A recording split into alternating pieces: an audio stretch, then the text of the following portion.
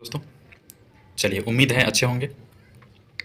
कल की जो वीडियो आई थी, कल की जो वैकेंसी आई थी, उस पे जो वीडियो बनाया था मैंने, वो बहुत ही अच्छा रहा। और आज उसी के रिगार्डिंग जो है सो एक बहुत बड़ी बातें हैं जो आप सबका जो भी प्रॉब्लम था उसको दूर करने के लिए यह वीडियो बनाया जा रहा है। अब इसमें बात है, जैसे कि हम आपको बताते हैं, इस वीडियो में आपको जितनी भी पेपर से रिलेटेड क्या क्या पेपर लगेंगे, कैसे होगा, ये पेपर से रिलेटेड जितनी प्रॉब्लम है वो दूर हो जाएगी। ठीक है, सीट का क्या स्थिति है वो दूर हो जाएगी। और दूसरी सबसे इम्पोर्टेंट बातें हैं जो ये है कि इसमें आपको ऐसी कौन सी बातें हैं जिसको बिल्कुल भी, उसमें कोई भी बातें, वो उस तरह की बातें जो है गलत नहीं करनी है उसमें। ठीक है, नहीं तो आपको आगे जाकर यह बहुत पछताना पड़ेगा। ठीक है, तो ये सारी की बस सारी बातें हम इसमें देखेंगे। और जो सबसे फॉर्म जो अप्लाई होगा, ये 14 अप्रैल से जो फॉर्म अप्लाई होगा, उसमें जो सबसे महत्वपूर्ण बातें हैं जिसको आपको बहुत अच्छे से ध्यान में रखना है, उस बातें पर भी हम लोग डिस्कस करते हैं।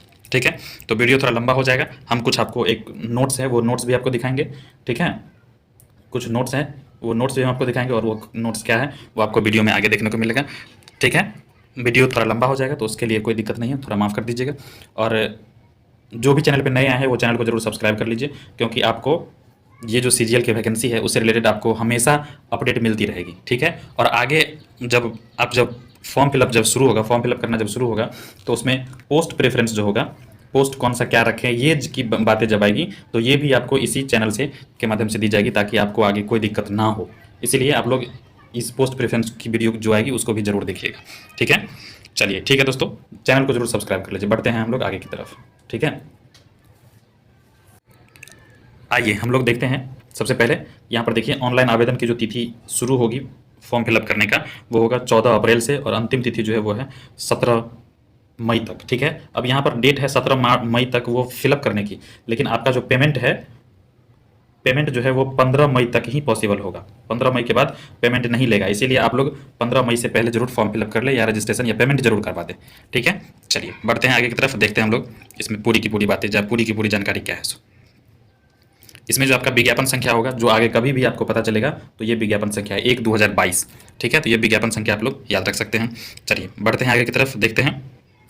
सबसे बड़ी वैकेंसी जो है दोस्तों इसमें, वो है सचिवालय सहायक की, और शायद ही टोटल पोस्ट है 1360, और शायद ही भविष्य में कभी 1360 सिर्फ और सिर्फ सचिवालय की बहाली आएगी। इसीलिए मौका अच्छा है, आप लोग अच्छे से लग जाइए। कैसे क्या करना है, किस तरह से करना है, वो सारे के सारे आपको इस वीडियो में, इसी चैनल पर मिलेगा। लेकिन आप लोग चैनल को जरूर सब्सक्राइब कर लीजिए और कंटिन्यू रहिए इस चैनल के साथ। ठीक है, फिलहाल देखते हैं इसमें जो पोस्ट है वो 1360 है। सब कैटेगरी में अलग अलग है, अनरिजर्व है, आर्थिक ईडब्ल्यूएस है, पिछड़ा वर्ग है, अत्यंत पिछड़ा वर्ग है। जो भी देखिए, बिहार में जो है ओबीसी को 2 भागों में बांटा गया है, एक होता है बीसी और दूसरा होता है एमबीसी। ठीक है, तो एमबीसी को बोलते हैं मोस्ट बैकवर्ड कास्ट, और इसको बोलते हैं बैकवर्ड कास्ट। तो ये दोनों का अलग अलग है, और ये जो है NCL, non creamy layer certificate, दोनों को जरूरत होती है। ठीक है, अब हम सर्टिफिकेट की भी बात करते हैं आगे। चलिए बढ़ते हैं आगे की तरफ, देखिए। उसके बाद योजना सहायक, जिसका जो है लेवल पे बैंड है 7 लेवल का, 7 लेवल का है। यह जो है स्नातक स्तर पर है, यह भी स्नातक स्तर पर है, इसका भी लेवल 7 है, इसका भी लेवल 7 है। तो ये दोनों पोस्ट जो है सो आपके लिए बहुत अच्छी बात है, अच्छा है इसमें वैकेंसी। और हर कोई भी जो भी स्ट्रीम के स्टूडेंट है, जो ग्रेजुएशन कर चुके हैं, साइंस, कॉमर्स, आर्ट्स, जो भी हैं, सबके लिए ये दोनों वैकेंसी हैं।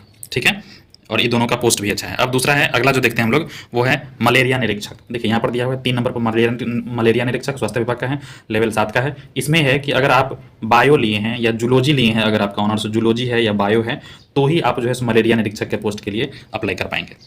ठीक है, बाद बाकी और जो अगला पोस्ट है आगे का हम लोग देखते हैं। उसके बाद आता है 4 नंबर पर है data entry operator, grade C level का है, यह जो है लेवल 6 है। अब इसमें जो है आपका ग्रेजुएशन होना ही चाहिए, उसके साथ जो है आप पीजीडीसीए, अगर कोई डीसीए किए हुए तो वो नहीं होगा, पीजीडीसीए होगा, या फिर बीसीए का कोर्स होगा, या फिर बीएससी जो है वो आईटी से होना चाहिए। ठीक है, इस तरह का अगर आपका लेवल है तो इस तरह से होगा। अब दूसरा हम लोग देखते हैं आगे जो है अंकवेक्षक। अंकवेक्षक का जो दूसरा पोस्ट है दोस्तों, वो 2 पोस्ट है। एक है यहाँ पर देखिए अंकवेक्षक, जिसके लिए जो है ऑनर्स में मैथ जरूरी है। ठीक है, ऑनर्स में मैथ सब्जेक्ट होना जरूरी है। ये 5 लेवल का पोस्ट है, इसमें भी ठीक है। यहाँ पर भी अंकवेक्षक जो मैथ और कॉमर्स, अंकवेक्षक जो भी पोस्ट है वो मैथ और कॉमर्स का है। ठीक है, तो जो भी है वो आप इसमें डाल सकते हैं। अब हम लोग जो इसमें मेन बातें देखते हैं वो देखिए, न्यूनतम शैक्षणिक का तो मैंने आपको बता दिया है।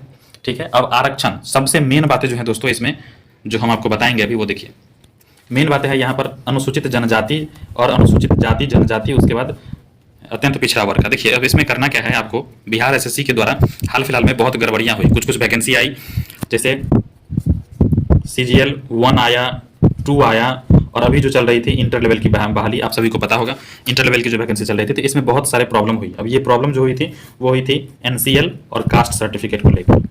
तो इसमें बिहार एसएससी के द्वारा जो है सो पूरा पूरा एकदम साफ साफ कह दिया गया है कि जब आपका फॉर्म फिलअप करिएगा, मतलब 17 मई तक जो है सो आप ये दोनों बनवा लीजिए, कास्ट सर्टिफिकेट और एनसीएल। अगर आपके पास अगर कोई है पुराना, एनसीएल ही चाहिए। अभी आप जो है देखिए एनसीएल और ओबीसी दोनों वैलिड होता है, लेकिन अगर आप बिहार सरकार का बनवाते हैं तो वो ज़्यादा अच्छा रहेगा, क्योंकि बिहार सरकार का, बिहार में है, बिहार सरकार का आप बनवा लीजिए। एनसीएल जिसी को बोलते हैं, ओबीसी बिहार सरकार का होना चाहिए, ठीक है।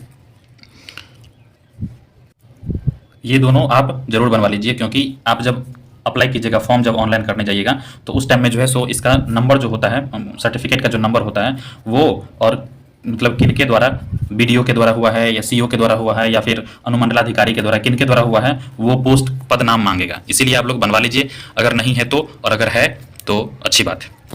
उसके बाद दूसरा जो सबसे इसमें आगे की जो बात होगी वो हम बताते हैं। यहाँ पर एज जो है दोस्तों, देखिए एज दिया गया है, न्यूनतम एज जो है सो 21 साल है। न्यूनतम वर्ष जो है सो 21 साल है, बाद बाकी जो है मैक्सिमम 37 है अनरिजर्व के लिए। उसके बाद अनारक्षित महिला अगर है तो उसके लिए 40 वर्ष है। ओबीसी, बीसी और एमबीसी कैटेगरी के जो भी है उनके लिए 40 वर्ष है, और एससी एसटी के लिए 42 वर्ष है। इस तरह से और दिया गया है पूरा, ठीक है। फी की बात तो आप सब जानते ही होंगे। एग्जामिनेशन फी जो है सो 540 रुपया है। Unreserve category, UR category, BC और एमबीसी, इनके लिए जो है सो कितना है, 540 रुपये है, ठीक है। उसके बाद बिहार के अगर अस्थायी निवासी हैं, एससी एसटी के लिए 135 रुपये, और दिव्यांग के लिए भी है 135 रुपये। बिहार की जो महिलाएं हैं उनके लिए 35 रुपये, और बिहार से जो भी, चाहे महिला हो या बाहर हो, महिला हो या पुरुष हो, बिहार के बाहर के हैं तो उनको भी 540 रुपये लग रहा है, ठीक है। फीस समझ गए होंगे। अब देखिए इसमें जो मेन बातें हैं दोस्तों, अब हम बताते हैं आपको। इसमें जो मेन बातें हैं दोस्तों, अब देखिए यहाँ पर दिया हुआ है कि ऑनलाइन अगर आप करते हैं उस टाइम ऑनलाइन में क्या क्या ध्यान में रखना है। माता का नाम, अपना अभ्यर्थी का नाम, माता पिता का नाम, जन्म तिथि, और जो भी प्रमाण पत्र है ये सबको सही से होना चाहिए। उसी जो प्रमाण पत्र में है नाम, उसी के अनुसार होना चाहिए। सभी अभ्यर्थी जो है सो अपनी कोटि में सावधानीपूर्वक भरे, मतलब जिनका जो भी कैटेगरी है ना, जिनका जो भी कैटेगरी है वो बहुत ही अच्छे से भरे, क्योंकि कैटेगरी कभी भी चेंज नहीं होगी और बाद में आपको कहीं पछताना ना पड़े, इस बात का ध्यान रखें। और बहुत बच्चों का हुआ है इसमें कि कैटेगरी मिसमैच हुआ है, कि भरते टाइम कुछ और था, मतलब है कुछ और, भरते टाइम जो है सो ये गलती से कुछ और भरा गया था। तो इसमें चेंज नहीं होगा, इसलिए आप लोग कैटेगरी को बहुत ध्यान से देखना है, जो कि आपका आगे बहुत ही फायदेमंद होगी। अब यहाँ पर देखिए दोस्तों, यह सुनिश्चित होगा कि अगर आप जो भी प्रमाण पत्र इसमें डाले होंगे, जैसे कि ग्रेजुएशन का डालिएगा, है ना, उसके बाद मैट्रिक का डालिएगा, इंटर का नहीं लेगा, मैट्रिक का, ग्रेजुएशन का लेगा, मैट्रिक का लेगा, उसके बाद कास्ट सर्टिफिकेट लेगा, फिर एनसीएल लेगा। ये जो सर्टिफिकेट है और जो भी आप एक्स्ट्रा सर्टिफिकेट देना चाहिएगा, उस सब को आप अच्छे से रख लीजिएगा, क्योंकि आपको काउंसलिंग के टाइम में इसी की जरूरत पड़ेगी, यही लिया जाएगा। जो आप अभी मेंशन कीजिएगा वही, और इस सबको आपको ऑनलाइन के टाइम में भी मेंशन करना पड़ेगा, इसीलिए इस सबको आप सही से रखिए। यहाँ पर देखिए दोस्तों लिखा हुआ है, आवेदन फॉर्म जो फिलअप कीजिएगा वो अपने पास जब प्रिंट आउट उसका निकाल लीजिएगा, ठीक है। एप्लीकेशन का प्रिंट आउट अपने पास निकाल लीजिएगा और रख लीजिएगा। उसके बाद बायोमेट्रिक आपको लिया जाएगा, थंब इम्प्रेशन और सिग्नेचर दोनों लिया जाएगा इसके टाइम में। फॉर्म फिलअप किया जाएगा तो वो दोनों सिग्नेचर और ये दोनों लिया जाएगा। यही थी दोस्तों मेन बातें। अब हम आपको दिखाते हैं एक नोट्स में, ठीक है।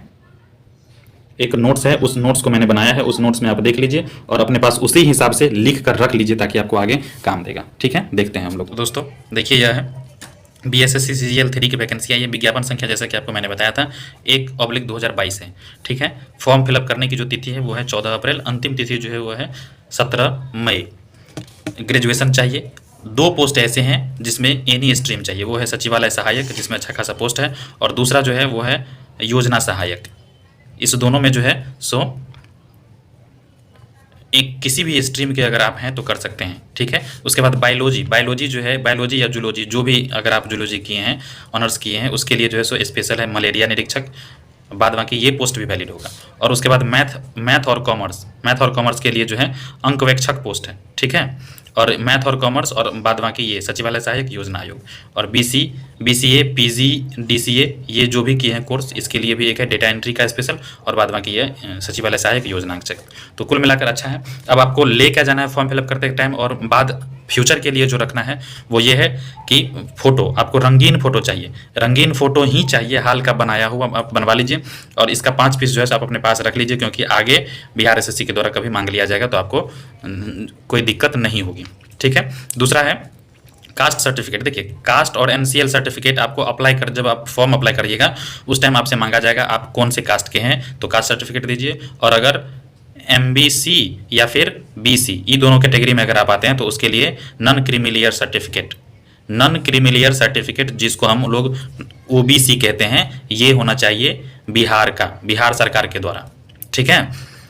तो ये अगर आपके पास है तो ये अच्छी बात है, और अगर नहीं है तो बनवा लीजिए, क्योंकि आपका जो डेट है लास्ट डेट वो है 17 मई है ना, उससे पहले जो है सो अभी बन जाएगा, और ये आप बनवा कर रख लीजिएगा, क्योंकि अभी जो कुछ वैकेंसी है बिहार एसएससी के उसमें बहुत प्रॉब्लम कर रही है बिहार एसएससी के द्वारा। इसीलिए आप जो है ये एनसीएल सर्टिफिकेट और ये एमबीसी जो भी है एनसीएल और कास्ट सर्टिफिकेट ये आप अभी से बनवा के रख लीजिए, आगे आपको बहुत काम आएगा, ठीक है। उसके बाद जो भी आपके पास पासिंग सर्टिफिकेट है, जैसे कि ग्रेजुएशन के हो गए, ठीक है, इंटर के हो जाएंगे, इंटर नहीं चाहिए उसको, मैट्रिक चाहिए, मैट्रिक और ग्रेजुएशन, ठीक है, ये दोनों पोस्ट इसके चाहिए, ये दोनों सर्टिफिकेट इसको चाहिए, और ये दोनों पासिंग सर्टिफिकेट ही होना चाहिए, जो पास हो जाना चाहिए। जैसे कि वो सर्टिफिकेट मांगेगा आपका, और इश्यू जो किस डेट में इश्यू हुआ है वो दोनों चाहिए उसको, सर्टिफिकेट नंबर और जो है इश्यू डेट वो चाहिए। दूसरा जो है जो सबसे मोस्ट इंपॉर्टेंट है वो है आपका मोबाइल नंबर चाहिए एक्टिव, और ईमेल आईडी। एप्लीकेशन का जो आप रखिएगा वो प्रिंट आउट अपने पास रख लीजिएगा। रजिस्ट्रेशन का भी प्रिंट आउट आप निकलवा लीजिएगा, आप जहाँ भी करवाएं रजिस्ट्रेशन का भी प्रिंट आउट निकलवा लीजिए। और सबसे इंपॉर्टेंट जो दोस्तों वो है, क्योंकि आपको बाद में आगे में फ्यूचर में कभी दिक्कत ना हो, उसके लिए आप सबसे पहले जो भरिएगा वो कास्ट, आप जिस कास्ट के हैं वो कास्ट भरते टाइम बहुत अच्छे से उसको ध्यान में रखिएगा, क्योंकि अगर एक बार जो अगर आप कास्ट का चेंज हो गया तो वो फिर कभी दोबारा बिहार एसएससी के द्वारा नहीं बदला जाता है, ठीक है। और आपको क्या होगा, उस तरह से आप जो भी कैटेगरी में है उस कैटेगरी का आपको आरक्षण नहीं मिल पाएगा। तो ये फॉर्म फिलअप करते टाइम जो है सो जो भी होते हैं ये कैफे वाले, उनके द्वारा होता है कभी मिसमैच हो जाता है या गलती हो जाती है, तो आप जो है सो एक अच्छे से देख लीजिएगा कि आप कोई दिक्कत है कि नहीं है, नहीं हो ये इस बात का आप ध्यान रखें, ठीक है। ये सब कुछ बातें थी दोस्तों जो आपको फ्यूचर में भी काम देगी, आगे जब तक ये वैकेंसी में आप रहिएगा तब तक ये काम देगी ये सब बातें, इसीलिए आप इस सबको नोट कर लीजिए, रख लीजिए, और फॉर्म फिलअप करते समय इस सबको ले जाइएगा। उम्मीद है आपको यह वीडियो अच्छा लगा होगा। हम लोग इसी तरह और भी अपडेट इस पर आएगी, जैसे देखिए जो अपडेट आएगी, मान लीजिए इसमें पोस्ट जो है पोस्ट प्रेफरेंस, जो भी पोस्ट प्रेफरेंस मांगी जाएगी उसमें कौन से पोस्ट पहले रखना है, आप कौन सा पोस्ट ज़्यादा फायदेमंद है, उस पर एक वीडियो आएगा, वो बहुत ज़रूरी है। इसीलिए आप लोग इस चैनल को जरूर सब्सक्राइब कर लीजिए और इस चैनल से जुड़े रहिए, आपको कभी कोई दिक्कत नहीं होगी इस वैकेंसी से रिलेटेड, ठीक है। धन्यवाद दोस्तों, मिलेंगे अगले वीडियो में अगले अपडेट के साथ। चैनल को जरूर सब्सक्राइब कर लीजिएगा।